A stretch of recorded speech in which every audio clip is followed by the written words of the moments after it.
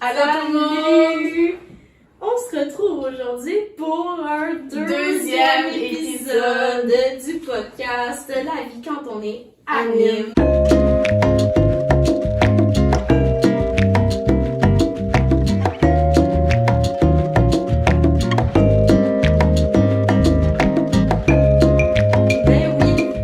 Moi personnellement, j'étais encore autant fébrile que quand on faisait le premier. C'est encore tout nouveau, puis je pense que si vous n'avez pas remarqué, c'est vraiment un projet qui tient à cœur à Couscous et moi.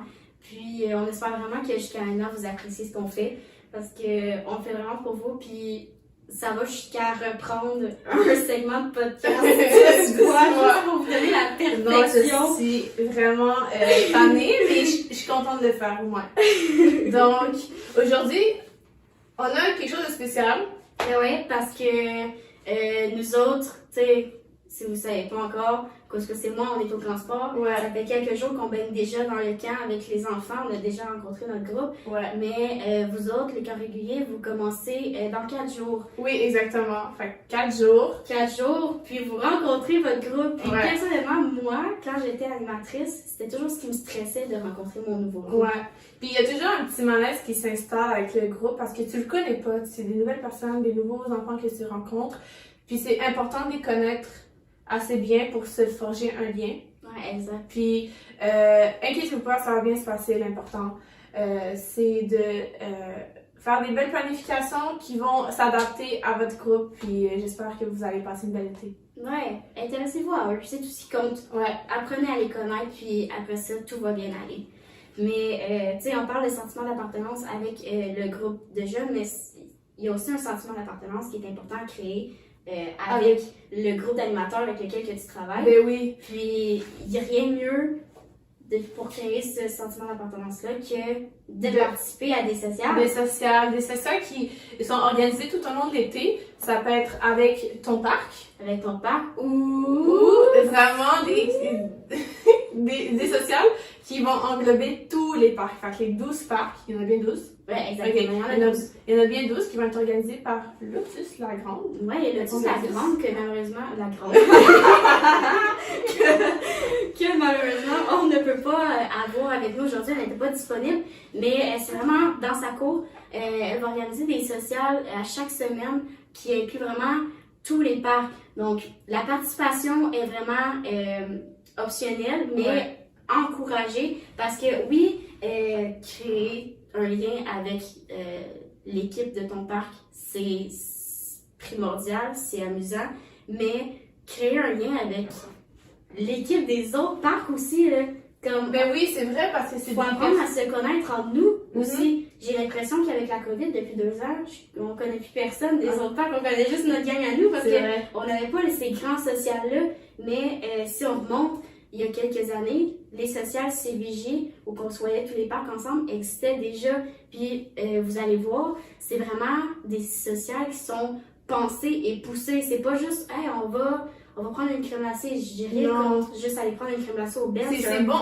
en petits groupes. Exact. Mais en grand groupe, il faut vraiment des activités qui vont vraiment challenger vos capacités de collaboration, puis de travail d'équipe, puis de capacité de mise en relation, en fait. Ouais, t'en avais-tu... Mettons, si on pense, c'était quoi, tu sais, ton grand social CVJ préféré? Je pense que c'est un des deux que j'ai participé, parce que dans le temps, en tout cas, on pouvait pas. C'était une cachette de sardines, mais en plein air, ok? Donc, c'était vraiment... Je m'en souviens. C'était dans le temps de Mozart. Mozart, c'est lui qui organisait ça. On n'était pas beaucoup, on était une trentaine. Actuellement, on est vraiment plus. Fait qu'on on était une trentaine, puis on était allés se cacher dans la principale. Fait que sur la principale, c'était genre du palace au VCC. Puis on avait toute cette partie-là de la principale, puis on est allés se cacher. Puis une des meilleures cachettes que quelqu'un a trouvées, c'était en dessous d'un piano communautaire. Puis dans le temps, mais encore aujourd'hui, en tout cas, c'est couvert par une bâche. Puis les personnes sont allées se cacher en dessous du banc. En dessous du banc. Puis là, c'est la meilleure cachette que tu peux avoir parce qu'on les a trouvées au bout de 20 minutes, genre. 20 minutes quand t'es 30 à essayer de chercher, là. Ouais. Puis toi, y a-t-il un moment, parce que là, t'es rendu à combien d'années? 8!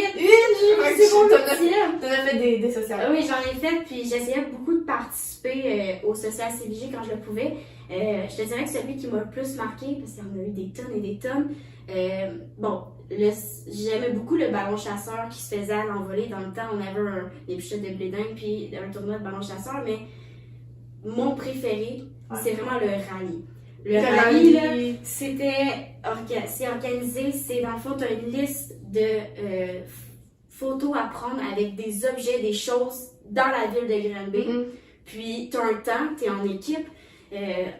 Donc, tu prends ta voiture et en gang, tu cherches les places, tu trouves les objets, tu te prends en photo et à la fin, tu ramènes tout ça aux coordonnateurs qui sont responsables.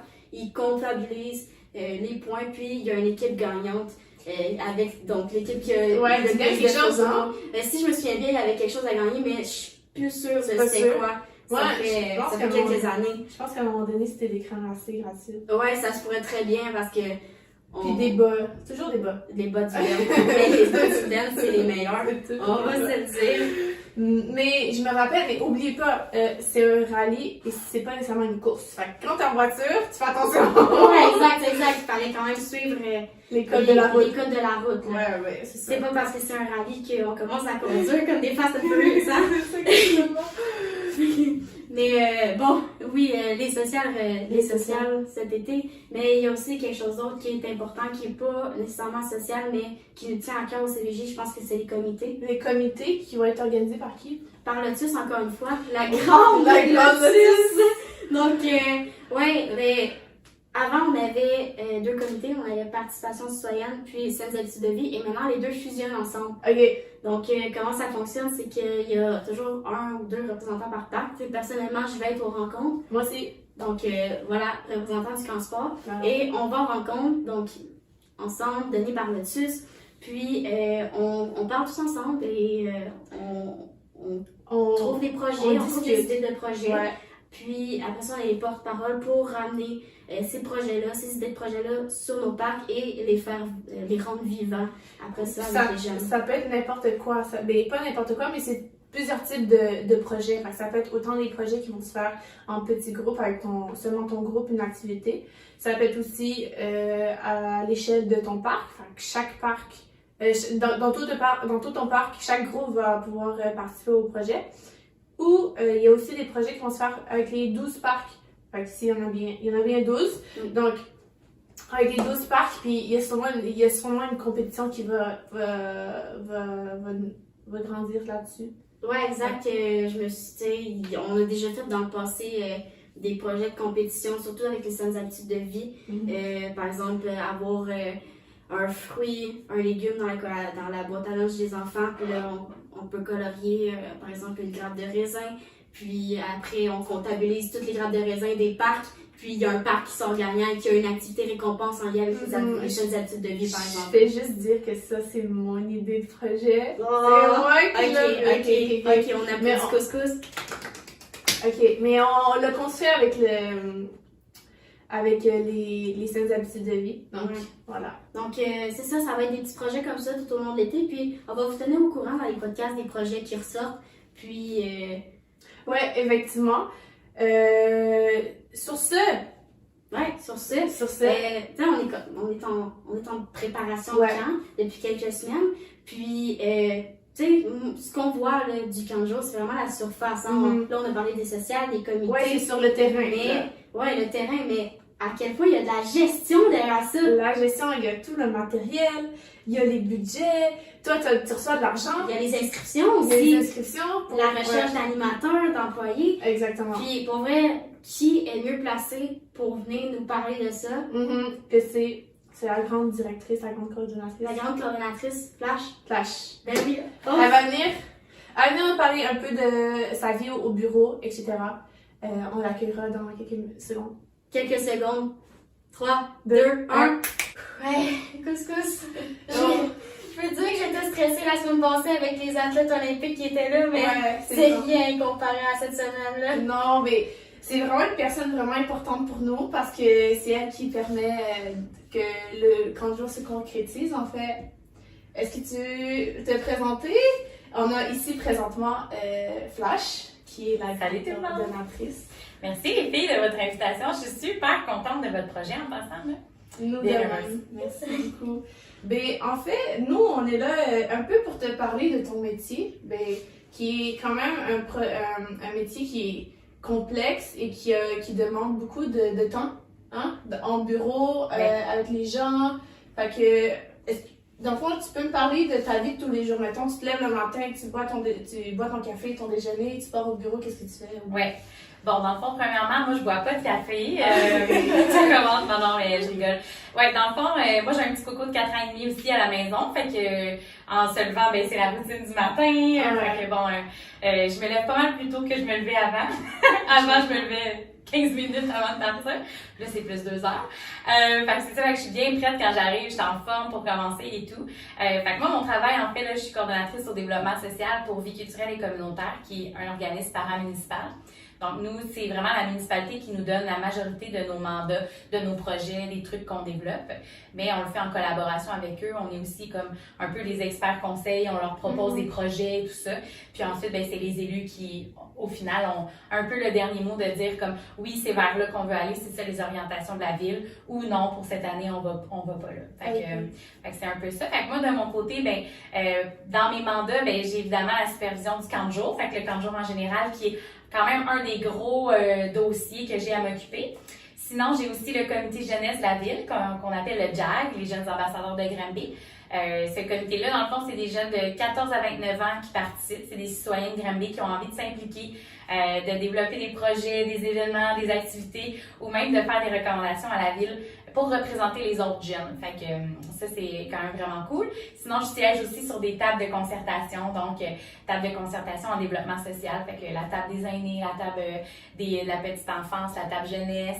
On a aussi des tables de concertation pour les personnes qui ont des handicaps physiques. Fait qu'il y a plusieurs tables comme ça. On fait aussi des projets d'animation en HLM. Fait qu'on anime dans les milieux HLM, donc aussi des familles habituellement plus défavorisées. Donc, on va animer directement dans leur milieu. Fait que ça permet de leur faire un filet de sécurité et tout ça. Fait que je coordonne aussi ça. Fait qu'il y a plein de trucs comme ça qui pop. Ouais, exactement. Fait que, ouais, exact. Puis, tu sais, le monde des animateurs te connaissent surtout pour le camp de jour, justement. Certains font partie du JAG, mais c'est surtout le camp de jour, la grande flash. Ouais. Mais, tu sais, ce qu'on voit, là, par exemple, le camp de jour régulier commence dans 4 jours. Les camps spécialisés sont commencés depuis quelques jours. Mais c'est ça qu'on voit, c'est la surface, c'est quand ça commence. Mais il y a beaucoup de préparation d'avant-camp. À quel moment de l'année ça commence, cette préparation-là? Ben en fait, ça finit jamais parce qu'en fait, quand le camp finit, on fait le bilan, on fait des recommandations pour l'année d'après, on se prépare déjà. Fait que tu sais, quand le camp finit, ben là nous, on wrap tout ça, si je peux utiliser cet anglicisme-là, on finalise, on finit la boucle, on s'assure que tout est rangé, faut ramasser, on fait nos bilans budgétaires aussi parce que tu sais, le camp c'est quand même, en fait, c'est à peu près 1 million de dollars qui est utilisé dans les camps. Donc, autant des subventions, ouais, exactement, autant dans les subventions qu'on reçoit municipales ou du gouvernement, l'argent des parents aussi qui s'inscrivent, mais il y a toutes les dépenses des 160 employés et tout ça. Fait que c'est quand même un budget d'1 million. Fait qu'il faut comme finir aussi le budget, s'assurer qu'on balance et tout. Fait que nous, on est comme toujours en train de faire ça. Donc, à partir de septembre, là, on est déjà en train de préparer nos choses pour l'année d'après. On a le cahier aux parents qu'on doit préparer. Donc, on est déjà en train de regarder la programmation.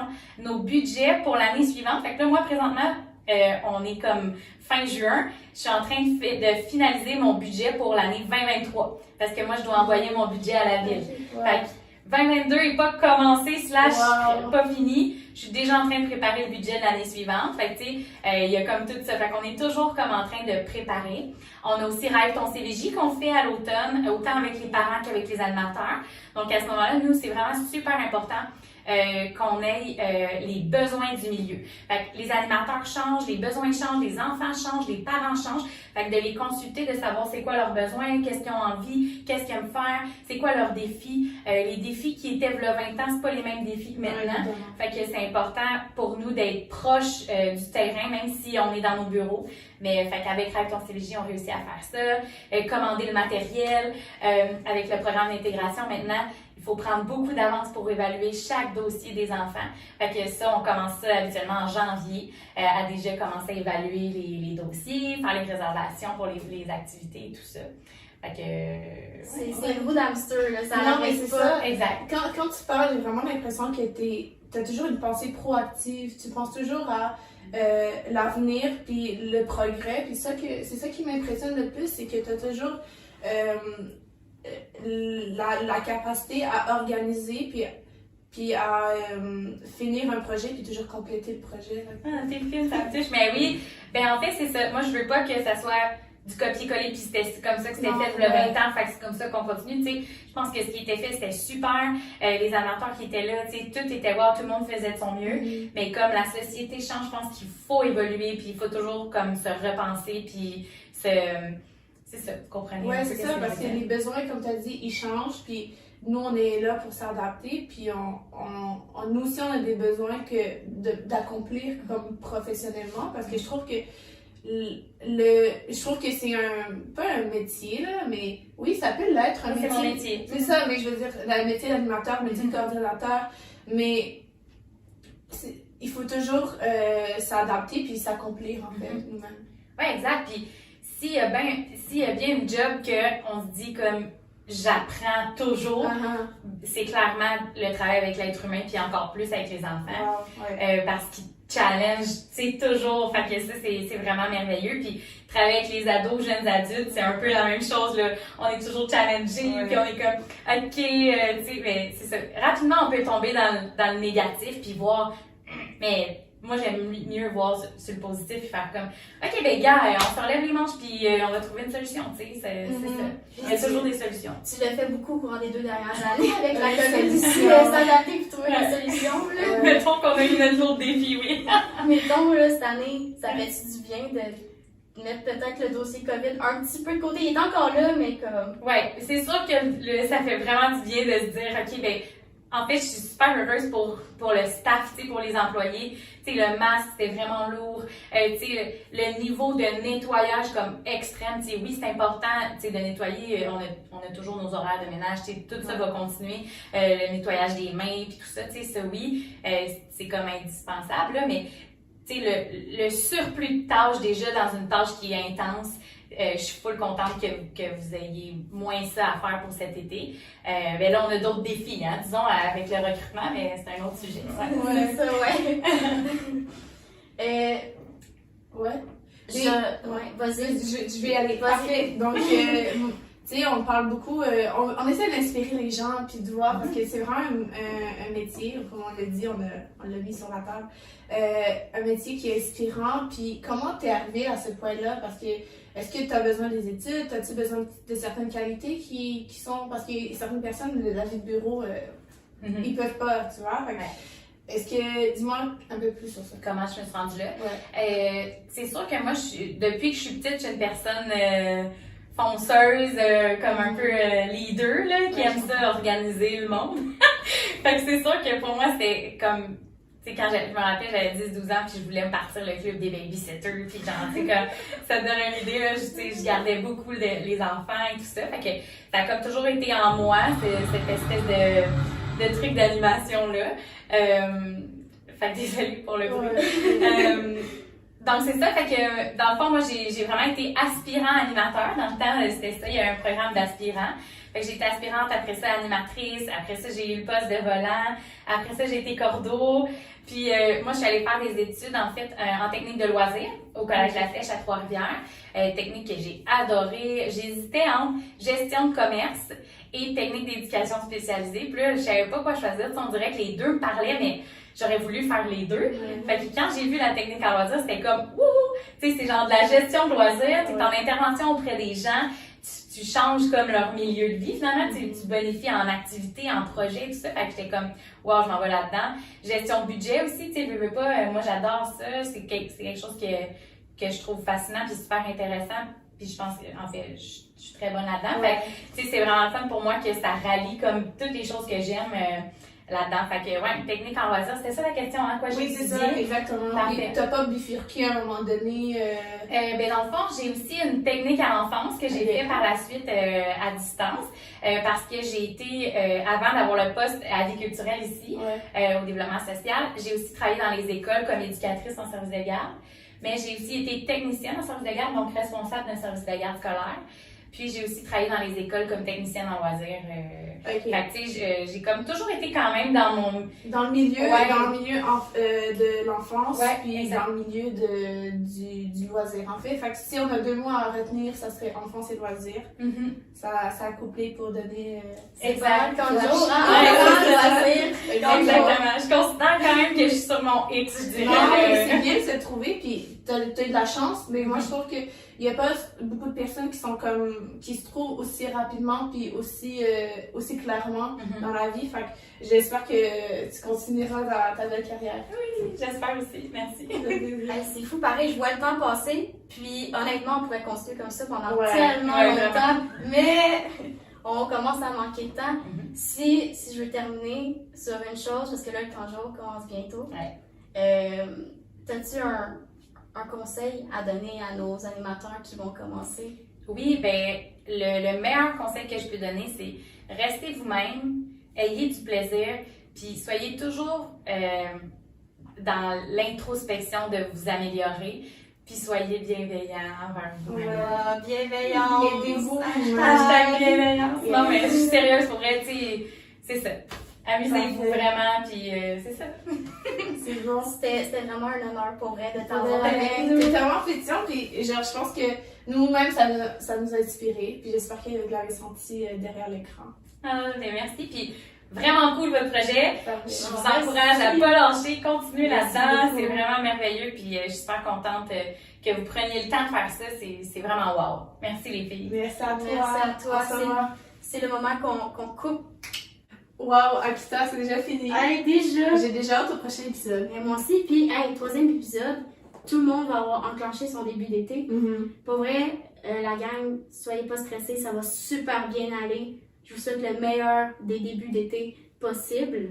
Puis, sinon, on se revoit la semaine prochaine pour un 3e épisode. N'oubliez pas, à chaque semaine, il y a le petit emoji à trouver. L'avez-vous trouvé aujourd'hui? Oh là là! On attend vos screenshots, soit envoyés en privé à moi, donc à Kita Gabriel Bertefeuille, Ou à moi. à Couscous Manal Voici. Wassini. On attend ça. On espère en avoir beaucoup. Cherchez bien, il est bien caché. Puis, on vous laisse avec la fameuse question, la fameuse question impossible à répondre. C'est la réponse parmi le transatlantique La gang, est-ce que vous dites chocolatine? ou pain au chocolat. Bye!